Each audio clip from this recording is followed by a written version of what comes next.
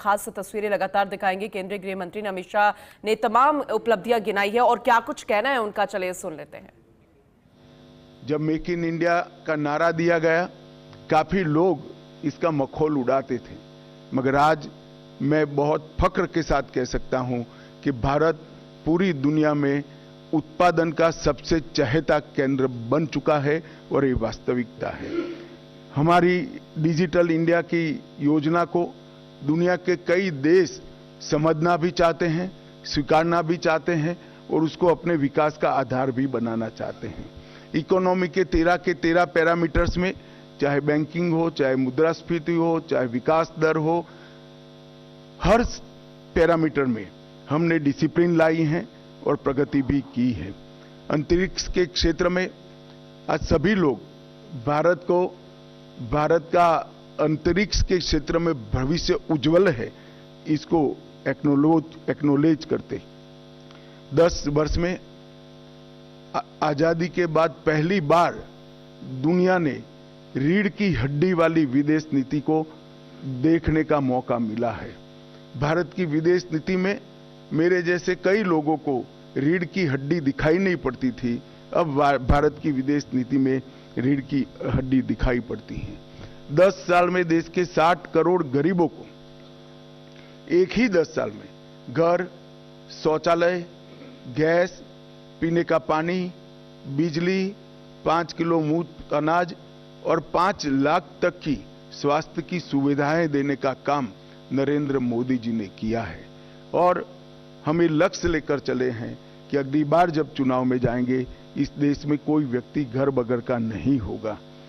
युवाओं के लिए ढेर सारे मौके तराशे गए हैं। आज भारत का युवा भारत के नए प्लेटफॉर्म पर खड़ा होकर विश्व के युवा के साथ दो हाथ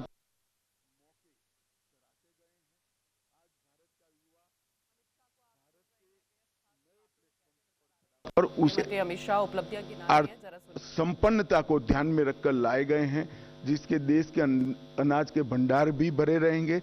आत्मनिर्भर होकर हम एक्सपोर्ट की स्थिति में आएंगे और किसान की माली हालत भी सुधरेगी।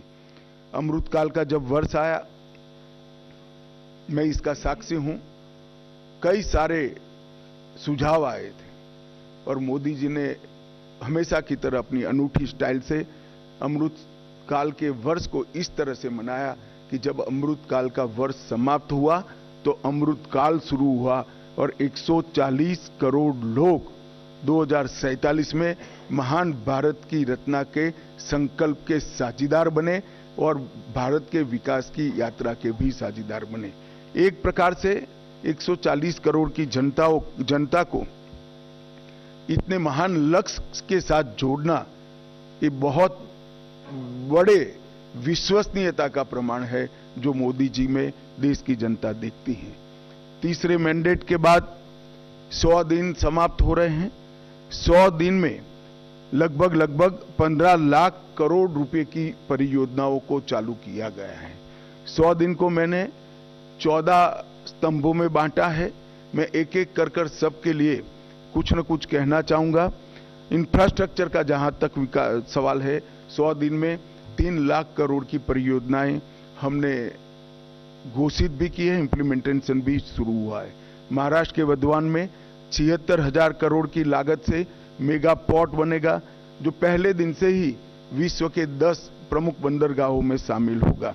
49,000 करोड़ की 25,000 अनकनेक्टेड गांवों को जोड़ने की योजना, ये योजना 100 की आबादी वाले गांवों को भी जोड़ेगी। तो एक प्रकार से मजले, टोले और आदिवासी क्षेत्रों की छोटी वसाहतों को भी अब रोड से 12मासी कनेक्टिविटी दी जाएगी। 50,600 करोड़ की लागत से भारत के बड़े रोडों को भी बढ़ाने का निर्णय नरेंद्र मोदी सरकार ने किया है। वाराणसी में लाल बहादुर शास्त्री इंटरनेशनल एयरपोर्ट, पश्चिम बंगाल में बागडोगरा, बिहार में बिहटा में उन्नयन और अगत्ती और मिनीकोय में नवी हवाई पट्टी बनाकर पर्यटन को बढ़ावा देने के लिए आगे बढ़े हैं। बेंगलोर मेट्रो के phase 3, Pune metro, Thane integral ring metro और कई सारे मेट्रो के प्रोजेक्ट भी हमने इस 100 दिन में आगे बढ़ा है। किसानों को और कृषि का जहां तक सवाल है, 70वीं किस्त प्रधानमंत्री किसान सम्मान योजना की 9.5 करोड़ किसानों को 20,000 करोड़ रुपया वितरित किया गया और अभी तक कुल 12 करोड़ 33 लाख किसानों को 3 लाख करोड़ रुपया वितरित किया गया है। खरीफ फसलों का एमएसपी बढ़ाया गया है। मैं एमएसपी पर जरूर कहना चाहूंगा कि आप लोग भी आंकड़ों का अध्ययन करिएगा। यूपीए सरकार और कांग्रेस की राज्य सरकारों से कई गुना ज्यादा एमएसपी की खरीदी भारतीय जनता पार्टी की नरेंद्र मोदी सरकार ने की है, हमारी एनडीए सरकार ने की है। यही बताता है कि ये सरकार किसानों के हितों को समर्पित है। मक्के से इथेनॉल के उत्पादन के लिए सहकारी चीनी मिलों के इथेनॉल उत्पादक इकाइयों का मल्टीफीड इथेनॉल इकाइयों में रूपांतरण किया गया है। अब वो न केवल गन्ने के रस से, मक्के से भी इथेनॉल उत्पादन कर पाएंगे। तो जिस वक्त देश में चीनी की जरूरत होगी तब गन्ने का रस का उपयोग नहीं होगा, मक्के का उपयोग होगा, और चीनी ज्यादा होगी तब चीनी के रस से इथेनॉल बनेगा। हमने प्याज और बासमती चावल की न्यूनतम निर्यात मूल्य एमईपी को हटा दिया गया है। प्याज पर निर्यात शुल्क 40% से 20% करा है और एग्रीश्योर नाम का एक नया फंड लॉन्च करने का भी हमने काम किया है। मध्यम वर्ग को भी इस 100 दिनों में कई सारी राहत दी गई है। टैक्स राहत, 7 लाख तक की आय पर अब कोई टैक्स नहीं लगेगा। 1 रैंक 1 पेंशन का तीसरा संस्करण लागू कर दिया गया है और 3 करोड़ घर प्रधानमंत्री आवास योजना के तहत स्वीकृत किए गए हैं। शहरी योजना के तहत 1 करोड़ घर और ग्रामीण इलाकों में 2 करोड़ घर। प्रधानमंत्री सूर्यघर मुफ्त बिजली योजना एक प्रकार से 2024 के बीच 2.5 लाख से ज्यादा घरों में सौर ऊर्जा का सिस्टम अब तक लग चुका है। एक अनूठी योजना है जिससे मध्यम वर्ग के परिवारों का बिजली का बिल तो मुफ्त हो ही जाता है, साथ में सौर ऊर्जा के हमारे लक्ष्य की पूर्ति के लिए भी वो कंट्रीब्यूट करते हैं। पीएम ई बस सेवा एनवायरमेंट फ्रेंडली सिस्टम तैयार करने के लिए लगभग 3400 करोड़ की सहायता से हमने पीएम ई बस सेवाओं की स्वीकृति दी है और स्टार्टअप को वित्तीय राहत और इनोवेशन को बढ़ावा देने के लिए स्टार्टअप पर 31% का बोझ डालने वाले एंजल टैक्स को समाप्त करने का भी निर्णय भारतीय जनता पार्टी की सरकार ने दिया है। National industrial corridor development programme के तहत 12 इंडस्ट्रियल जोन बनाए जाएंगे। जो 12 इंडस्ट्रियल जोन बनाए जाएंगे वो कहीं न कहीं बड़े नेशनल हाईवे से लिंक होंगे, इसके आसपास होंगे। ये national industrial corridor development programme के तहत 12 इंडस्ट्रियल जोन देश के हर क्षेत्र में बनाने का हमने निर्णय किया है। सबसे महत्वपूर्ण निर्णय मध्यम वर्ग के लिए मुद्रा ऋण की सीमा 10 लाख से बढ़ाकर 20 लाख कर दी गई है। पुराने ऋण का जिन्होंने सफलतापूर्वक भुगतान किया है वो सभी को इसका फायदा मिलेगा। एमएसएमई के लिए क्रेडिट गारंटी स्कीम शुरू की गई। छोटे व्यापारियों और छोटे उद्यमियों को बिना गारंटी से इससे ऋण मिल पाएगा और उनके व्यापार को नई सरलता और सामर्थ्य दोनों मिलेगा। सशक्त युवा ये किसी भी देश के विकास की प्राथमिक शर्त है। 2 लाख करोड़ के पीएम पैकेज की घोषणा हमने की है जो 5 साल में 4 करोड़ 10 लाख युवाओं को इसका लाभ पहुंचने वाला है। 1 करोड़ युवाओं को टॉप कंपनी में इंटर्नशिप के अवसर, अलाउंस और एक मुश्त सहायता राशि देने का भी निर्णय हमारी सरकार ने किया है। केंद्र सरकार ने भी लगभग कई हजार नियुक्तियों की घोषणा की है। कैपिटल एक्सपेंडिचर को बढ़ाकर 11,11,000 करोड़ तक पहुंचाना ये अपने आप में एक मील का पत्थर है। इससे कई युवाओं को रोजगारी के नए अवसर पैदा होंगे और हमारा इंफ्रास्ट्रक्चर भी मजबूत होगा। पीएलआई स्कीम और 12 इंडस्ट्रियल जोन के विकास से भी तजज्ञ युवाओं की नौकरियों का सृजन होगा। स्टार्टअप और एमएसएमई के लिए जो वित्तीय प्रोत्साहन हमने दिया है वो भी युवाओं के लिए कारगर साबित होने वाला है। दीनदयाल अंत्योदय योजना के तहत 10 करोड़ से अधिक महिलाओं को संगठित कर 90 लाख से अधिक स्वयं सहायता जूथ बनाए गए हैं और लखपति दीदी योजना के तहत 11 लाख नई लखपति दीदियों को ये 100 दिन में प्रमाण पत्र दिया गया है। 1 करोड़ से अधिक लखपति दीदियां प्रतिवर्ष 1 लाख रुपया सालाना कमाई कर रही है। ये महिलाओं के लिए 1 लाख का राशि एक स्वप्न माना जाता था, आज वो सम्मान के साथ अपना जीवन जी दे। इसके साथ पर्यटन दीदियों जो गाइड का काम करेगी, पर्यटन मित्रों और ड्रोन दीदी के माध्यम से सेल्फ हेल्प ग्रुप और युवाओं को पर्यटन से जोड़ने का काम भी हमने किया है। प्रधानमंत्री जनजातीय उन्नत ग्राम अभियान, इसके तहत 63,000 जनजातीय गांवों का पूर्ण विकास किया जाएगा, जिससे 5 करोड़ आदिवासियों की आर्थिक स्थिति में सुधार आएगा। ये योजना के तहत गांव को प्राथमिक जरूरियातों से और प्राथमिक सुविधाओं से संपूर्ण युक्त किया जाएगा। अनुसूचित जनजाति के दिव्यांग व्यक्तियों के लिए 3 लाख नए पहचान पत्र एक अभियान चलाकर 100 दिन में दिए गए। एकलव्य मॉडल आवासीय विद्यालय एक नए पहलुओं के साथ, नए आयामों के साथ फिर से इंट्रोड्यूस हो रहा है। वक्फ संशोधन विधेयक 2024 वक्फ संपत्तियों के प्रबंधन और संरक्षण और उसके दुरुपयोग तीनों को कमिटेड है और आने वाले दिनों में पार्लियामेंट में इसको पारित किया जाएगा। आयुष्मान भारत योजना आज देश के कई करोड़ लोगों के जीवन का सरल जीवन का आधार बनी हुई है। 5 लाख तक का स्वास्थ्य से जुड़ा सभी खर्चा एनडीए की नरेंद्र मोदी सरकार उठा रही है और ये प्रधानमंत्री जी का बड़ा महत्वाकांक्षी प्रोग्राम है। अब जैसा हमने हमारे घोषणा पत्र में वादा किया था, 70 वर्ष या उससे अधिक आयु के सभी वृद्ध नागरिकों को 5 लाख तक का मुफ्त कवरेज दिया जाएगा। इसमें जो गरीब घर में 70 साल से अधिक वाले लोग हैं उनको अपने कार्ड के अलावे और 5 लाख दिया जाएगा, तो उनका कवरेज एक प्रकार से 10 लाख तक किया जाएगा।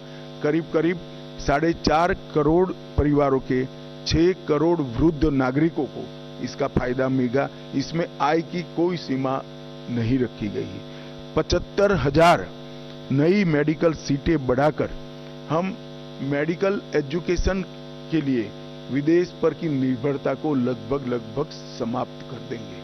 हमारी पूरी रिक्वायरमेंट ये 75,000 सीट बढ़ने के साथ ही पूरी हो जाएगी और इसके लिए हमने 3 साल का लक्ष्य रखा है।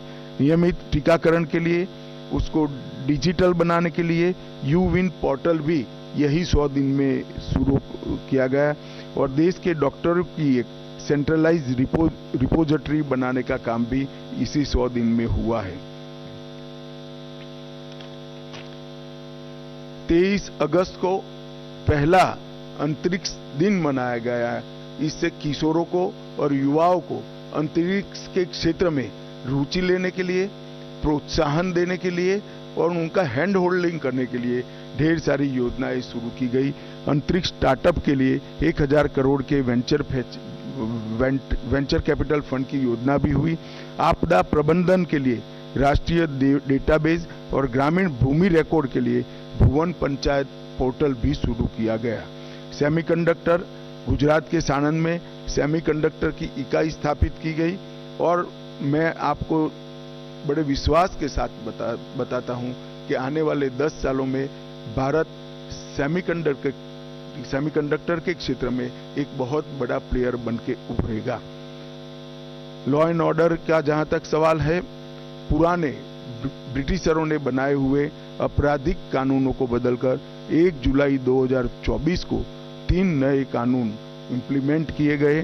भारतीय दंड संहिता, भारतीय नागरिक सुरक्षा संहिता और भारतीय साक्ष्य अधिनियम, भारतीय न्याय संहिता, भारतीय नागरिक सुरक्षा संहिता और भारतीय साक्ष्य अधिनियम, ये तीनों क्रिमिनल जस्टिस सिस्टम के पूर्ति करने वाले कानून आने वाले दिनों में हमारी क्रिमिनल जस्टिस सिस्टम को न केवल लोकभोग्य बनाएंगे, लोगों को न्याय मिलने का एक सरल रास्ता होगा, समय पर न्याय मिलने की शुरुआत होगी।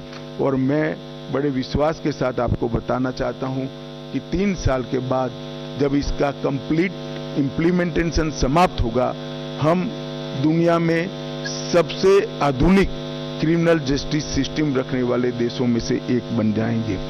शहरी बाढ़ प्रबंधन के लिए 6,350 करोड़ रुपए की नई योजना देश में पहली बार लाई गई। लद्दाख में 5 नए जिले बनाए गए। 25 जून को संविधान हत्या दिन मनाने का फैसला कर आने वाली पीढ़ी को इमरजेंसी जैसे काले दौर से देश को न गुजरना पड़े, इसलिए जागरूक करने का एक हमेशा के लिए प्रयास करने का निर्णय लिया गया।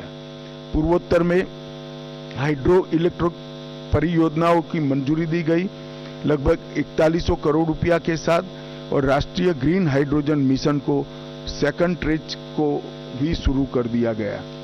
मित्रों, पीएम मोदी जी का युद्ध के बीच में रूस और यूक्रेन की महत्वपूर्ण यात्राओं को पूरी दुनिया आस के साथ नजर गड़ाकर बैठी है। पहली बार भारत में यूनेस्को की विश्व धरोहर समिति की बैठक हुई।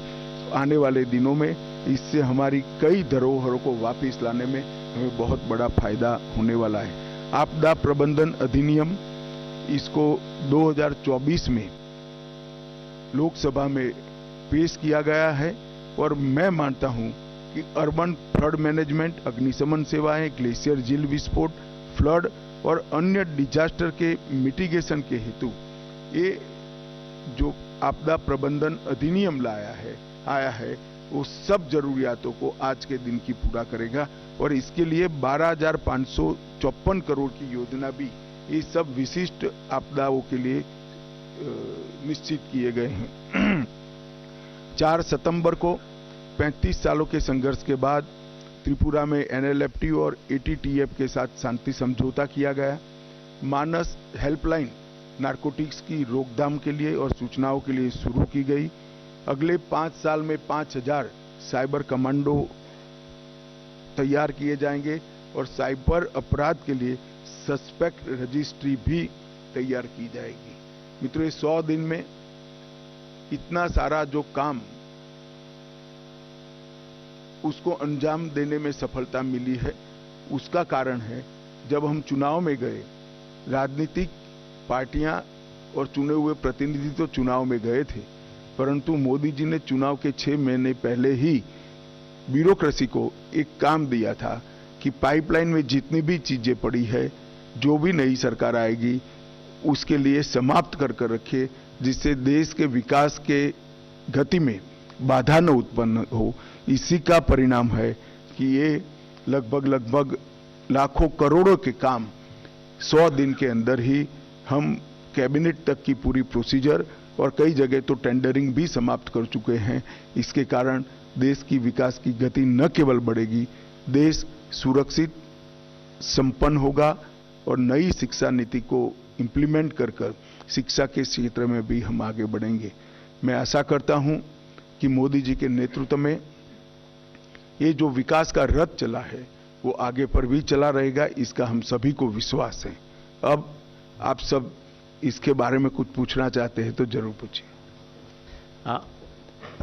मैं प्रश्न लूंगा। सबसे पहले आप अपना और अपने संस्थान का परिचय अवश्य दें। सबसे पहले 16 नंबर। नमस्कार। सबसे पहले तो मैं आपको, आप 16 नंबर नीचे कर दो। हाँ जी, सबसे पहले तो मैं आपको धन्यवाद दूंगा हिंदी के प्रति जो आपका अनुराग है। हिंदी को अंतर्राष्ट्रीय भाषा बनाने की बात आपने कही है, लेकिन मेरा सवाल है विकसित भारत में जो राजनीतिक विमर्श है, भाषा का जो विमर्श है, उस पर सवाल करना चाहता हूं। हरियाणा में चुनाव चल रहे हैं। कांग्रेस के एक सांसद जयप्रकाश जी ने कहा है कि महिलाएं अगर लिपस्टिक लगाकर और पाउडर लगाकर। एक मिनट जी सर। भाई, मैं रोज आपके लिए उपलब्ध हूं। आज के प्रेस कॉन्फ्रेंस का विषयांतर न हो, इसके लिए मेरे आपसे सबसे विनंती है कि 100 दिन में अगर कोई सवाल हो तो जरूर करिए। हाँ सर। रुचि न हो तो उत्पन्न करके भी करिए। नहीं सर, रुचि है सर, रुचि है। भाषा के विमर्श पे है। भाषा का जो विमर्श है, विकसित भारत में कितना सार्थक होगा। केंद्रीय मंत्री रवनीत बिट्टू जी ने प्रतिपक्ष के नेता राहुल चलिए, हो गांधी को गया अभी। आतंक आप कहा। पॉलिटिकल सवाल की दिशा में न जाइए, मैं दृढ़ता से नहीं जवाब दूंगा। बार बार कहना पड़े अच्छा नहीं लगता है। जहां तक भाषा का सवाल है, मैं स्पष्ट कर देता हूं, हमारी सरकार मानती है कि कोई भी देश अपनी स्थानीय भाषाओं को समाप्त कर कर विकास नहीं कर सकता है। स्थानीय भाषाओं के साथ हमारा इतिहास, हमारी संस्कृति और हमारी परंपराएं जुड़ी हुई है। इसलिए नई शिक्षा नीति में हमने प्राथमिक शिक्षा स्थानीय भाषाओं में हो, इस पर बड़ा आग्रह किया है। और राजभाषा का जहां तक सवाल है, मैंने बहुत स्पष्ट किया है कि हिंदी का किसी स्थानीय भाषा से कोई स्पर्धा नहीं है। राजभाषा विभाग ही अब एक ऐसा पोर्टल लेकर आएगा, किसी भी भाषण का, किसी भी लेख का, किसी भी आलेख का कुछ सेकंडों में ही संविधान की 8वीं सूची की सभी भाषाओं में भाषांतर कर देगा। धन्यवाद सर। 67। सर, मैं शैलेश यादव हूँ, ANI न्यूज़ एजेंसी से। सर, आयुष्मान भारत के बारे में मेरा ये सवाल है। अभी सरकार ने जो है 70 साल और 70 साल से ऊपर के लोगों के लिए को उसमें शामिल करा है। तो सर, मेरा ये सवाल है कि क्या सरकार की कोई ऐसी योजना है कि मिडिल और लोअर मिडिल क्लास को भी इस योजना में शामिल किया जाए? नहीं, मैं समझ नहीं पाया। आयुष्मान भारत में सर क्या लोअर और लोअर मिडिल क्लास को भी शामिल करने की योजना है? जो 70 साल के ऊपर के जितने वरिष्ठ नागरिकों को 5 लाख तक की सुविधाएं देनी है, उसमें हमने आय की कोई सीमा नहीं रखी। कोई भी व्यक्ति को यह फायदा मिलने वाला है। देश के सभी 70 साल से वरिष्ठ नागरिकों को फायदा मिलेगा। तो स्वाभाविक रूप से मध्यम वर्ग और उच्चतर मध्यम वर्ग, और कोई लेना चाहे ना चाहे मुझे मालूम नहीं है, मगर कोई करोड़ोंपति भी लेना चाहे तो वो एंटाइटल होगा। 255।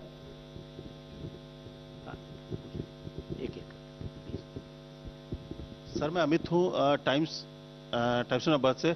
सर, एक सवाल है। 100 दिन के जो अचीवमेंट्स की बात हो रही है, उसमें तमाम चीजें हैं, लेकिन विपक्ष ये कह रहा है कि जो रेलवे है, रेलवे में जिस तरह से हादसे हो रहे हैं, जिस तरह से चीजें हो रही है, और कई लोग उसको देख के कह रहे हैं कि ये सरकार में रेल हादसे हो रहे थे। लेकिन जो देखा गया है, किस तरह से सामने हुई, तो क्या आपको लगता है कि उसमें सैबोटेज वाली भी चीज हो रही है, या कोई साजिश है उसमें जानबूझकर सरकार को बदनाम करने की कोशिश रेल हादसे के जरिए?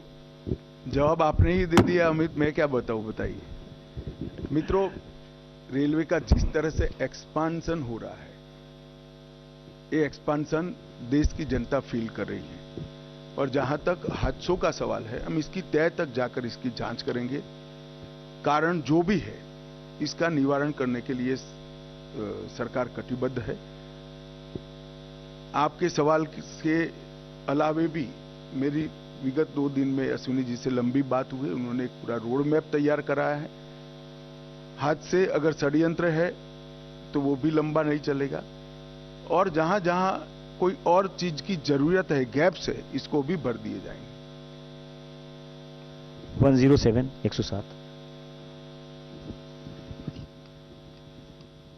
सर, मैं कृष्ण मोहन शर्मा, भारत एक्सप्रेस से। अभी रेलवे से ही सवाल था। लोगों के मन में एक चिंता है कि जिस तरीके से ट्रेन की पटरियां तोड़ने की कोशिश की जा रही है, तो एक लार्जर पैमाने पे देश को साबोटाज, क्या मतलब बहुत बड़े पैमाने पे हत्या करने की कोशिश की जा रही है। और सबसे ज्यादा जो दिक्कत ये है, मैं बहुत छोटा सा लूंगा कि सर इस पे पूरा सिस्टम, मतलब विपक्ष पूरी तरीके से मौन है कि इसकी आलोचना क्यों नहीं करता, क्यों चाहता है कि देश जो है एक तरीके से गड्ढे में चला जाए? विपक्ष करे न करे, हम बहुत सजग है। 1,10,000 किलोमीटर की रेल पटरी का नेटवर्क है।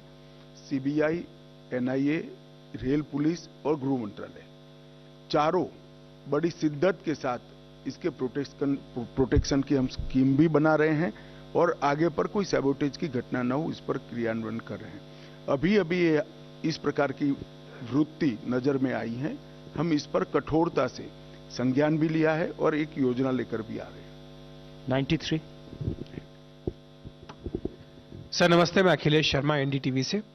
3 आपराधिक कानूनों में बदलाव किया गया है। जो अंग्रेजों के जमाने से चले आ रहे कानून थे उनको बदल दिया गया। आमूलचूल परिवर्तन का ये एक प्रयास है, लेकिन अदालतों में लाखों करोड़ों केसेस लंबित हैं, लंबे समय से लंबित हैं।